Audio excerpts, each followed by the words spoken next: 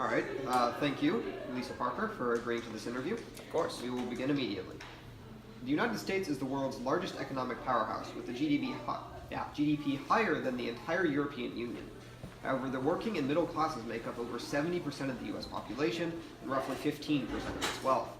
Clearly, in these lower brackets, people feel as though they have been forgotten, as evidenced by Trump's overwhelming popularity from them. How do you address this? I absolutely agree with how Trump has been pandering to the working class. I believe that blue-collar workers are in desperate need of empowerment. They do so much for our country, and as you were saying with those statistics, they do not make up a reciprocal amount of wealth for how much they do for us.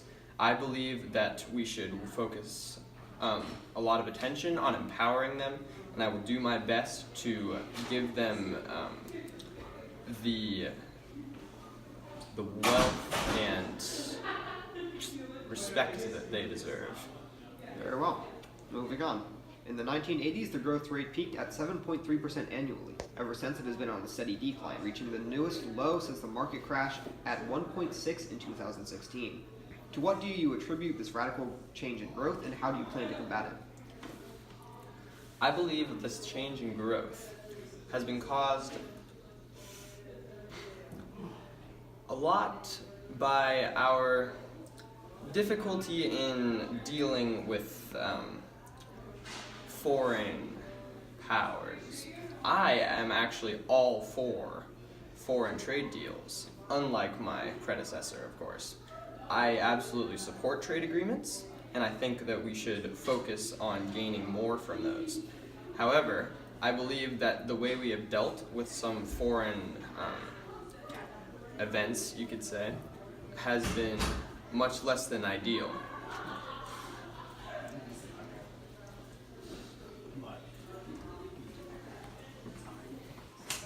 Taken away from Parker 2020, the freedom candidate. America first. Of course, America first. Very well, continue.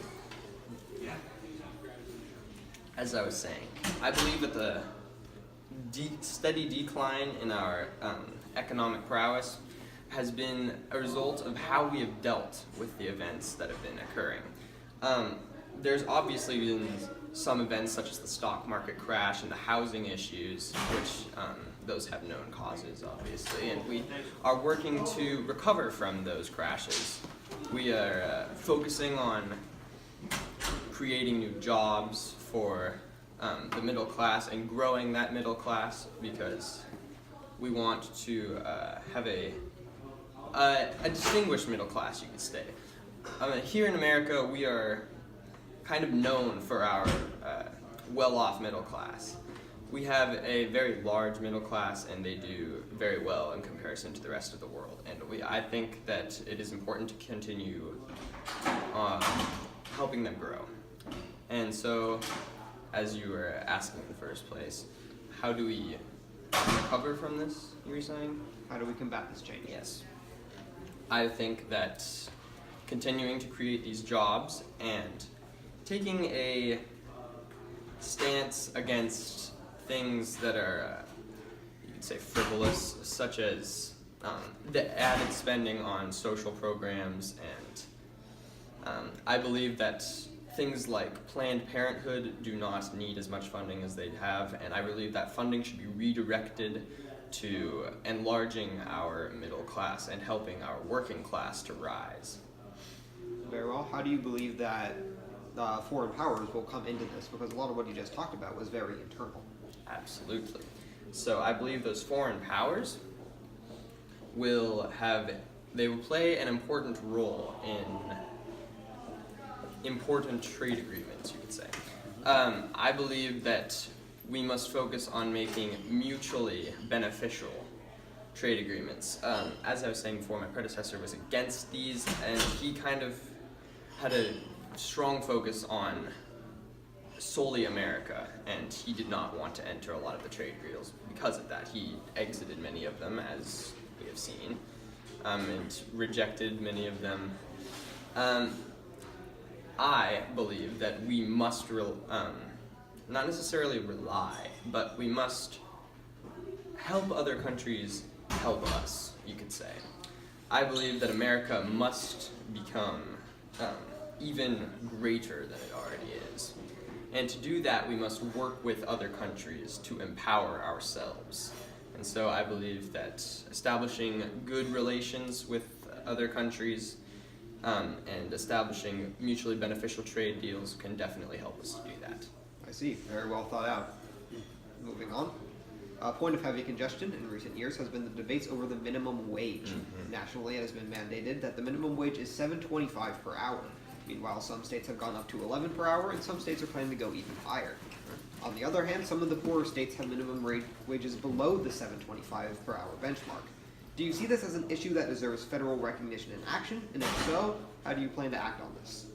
So, as I was mentioning before with the working class, I believe that the minimum wage must at least have a minimum.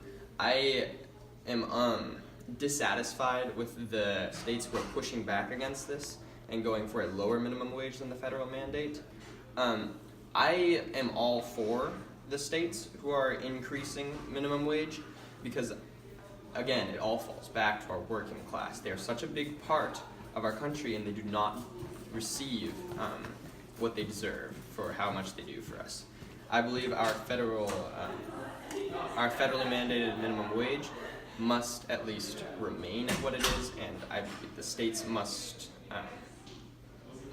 agree to that, and they must have that minimum wage. I would say then to keep that minimum wage and push for all of the states to at least have that minimum wage or even increase it. Also, you believe that the level that it's at right now is roughly what you want? I would say yes. In later years, as our country continues on its economic growth and the path that I will take it on to grow even further economically, I believe that we will be able to increase that federally mandated minimum wage even further. All right, very well. Next one's a lot shorter. Within a year of being elected, President Trump managed to get a tax bill passed. If elected, how will you work to achieve the same results? President Trump and I are very much in agreement on taxation, basically.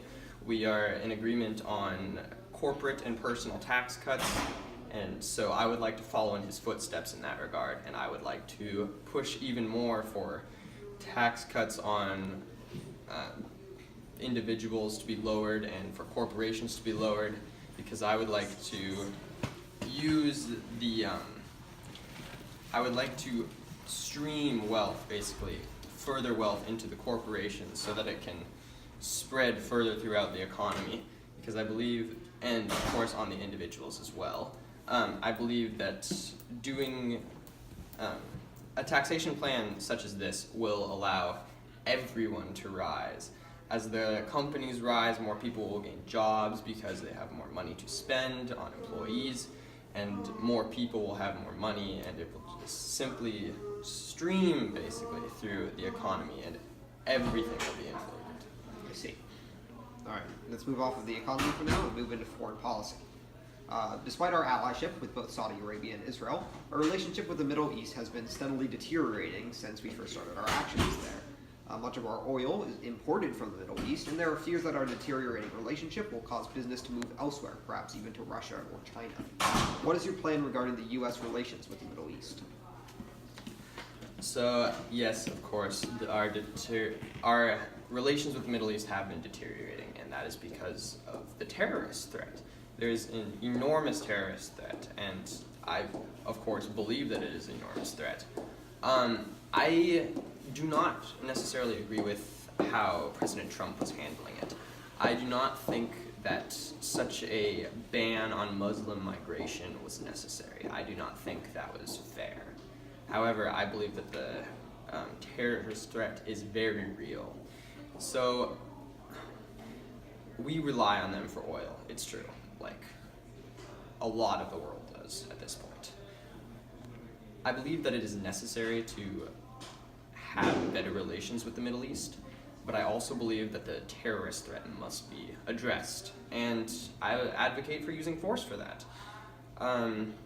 I was in support of a hard kind of an iron fist technique in the Iraq War. And I agreed with Hillary at first of how she handled it, but she went a little bit soft, and I retracted that phrase, you could say. So, in a general sense, I believe that relations with the Middle East do need to be improved because of our reliance on oil with them. I would prefer, obviously, to internalize all of these companies, and I would like to keep business in the U.S. That is a primary goal of mine, so that the working class can, as I was saying, inflate themselves, rise up economically. So, it's a tough issue because of I believe the terrorist threat must be addressed, but I also think that it would be good to achieve better relations with the Middle East. I do not yet have a coherent plan on how to deal with this. I only know my beliefs. My campaign and I are obviously working on it right now, and I will get back to you on it as soon as I can. Other than that, so the businesses you were talking about moving out of the US, I would like to internalize business. If possible, I would like to even put more reliance on oil in the US, but until that can happen, I believe that it is necessary to repair relations with the Middle East. Okay, so is it your belief that the Gulf War, the Iraq War, and the Afghanistan War did not deplete our relations with the Middle East? No, I think that they did, of course. Our wars in Iraq and Afghanistan going after Saddam Hussein, this certainly did not help our relations with the Middle East, obviously not. But you would say that the primary reason why our relationship has been deteriorating is because of the increased amount of terror in the area. I would say so, because obviously all of our interference in the Middle East itself is because of the terrorist attacks. It all stemmed from 9/11, the biggest terrorist attack of all. It was a terrible tragedy. And so it's kind of been downhill from there as terrorism has been on the rise, and we have become more afraid and therefore more against it, and it all comes out of the Middle East. So yes, I would say that terrorism is the primary reason that our relationship has deteriorated. All right, I see. On a similar note, we're going to keep talking about the Middle East for a little bit, but we're going to get off of those kinds of terrorist-related things. President Trump, during his time in office, attempted to move the embassy of Israel, an ally of the United States, from its current capital of Tel Aviv to the ancient capital of Jerusalem, in an effort to increase relations with them. This brought both Israel and the United States international attention, even causing the condemnation of the United Nations and neighboring Arab countries.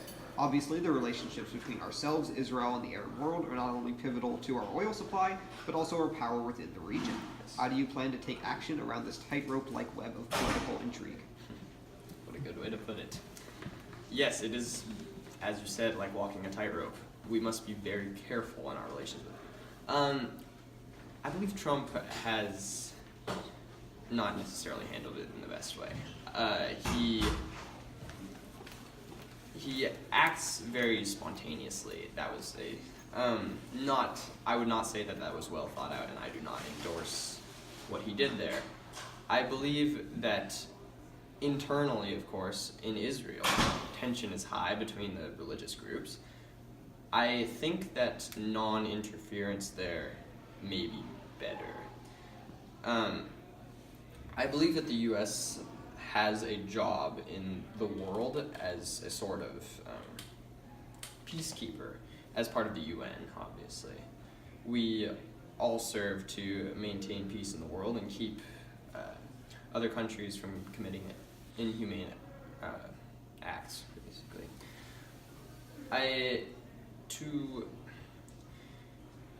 To walk this tightrope-like web, I would say that it is necessary for us to maintain our relations with the Middle East. I do not want them to deteriorate any further, of course.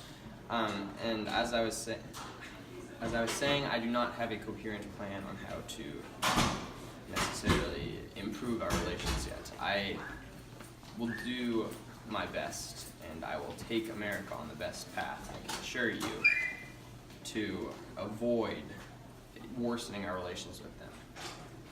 But as for how to better them, aside from simple diplomacy and a more mutually beneficial relationship, I have to say I do not have a great plan. I see.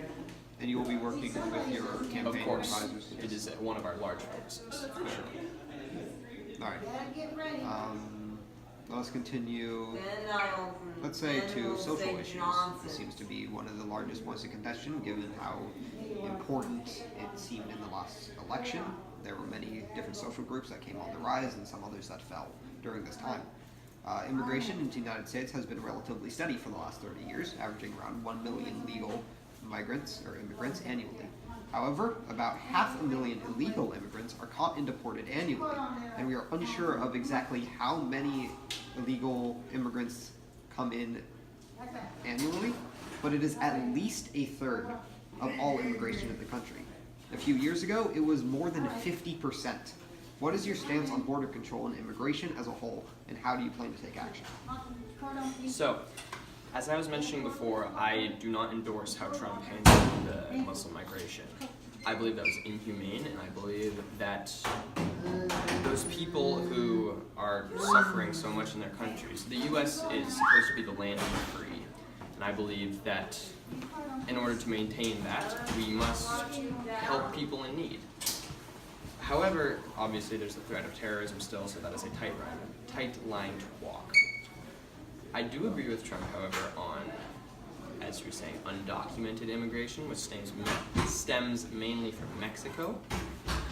I actually agree with building a wall. I think that would be a pretty effective deterrent to undocumented immigration. Immigration as a whole, I believe it is an important part of our nation.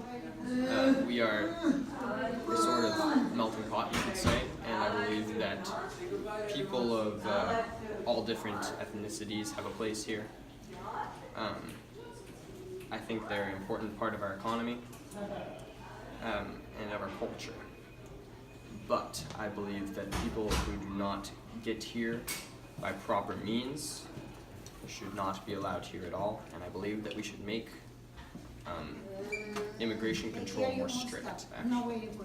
So earlier you were saying that you wanted to make it easier for migrants coming out of the Middle East to come over, and then you just finished by saying you want to make it harder for those South Americans. I should specify. That is because a lot of the undocumented immigration stems from that area. Of course, you could say that many of them are in a terrible spot. The government down in South America is unsteady at best. Very well, this will be our last question. Is unsteady at best, and they might need the same support as the Islamic immigrants. However, I still do not believe that undocumented immigration into the U.S. should be allowed, of course. There's a whole reason that we have a system of documentation. Even though they may, in a humanitarian manner and moral manner, deserve to have help, I do not believe that they can simply disregard our system and come in just because they need that help.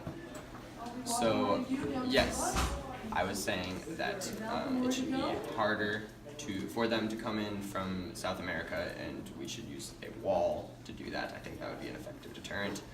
That is because that is the main source of undocumented immigrants. That is why. I see. Thank you. That will be all. All right. Thank you for your time.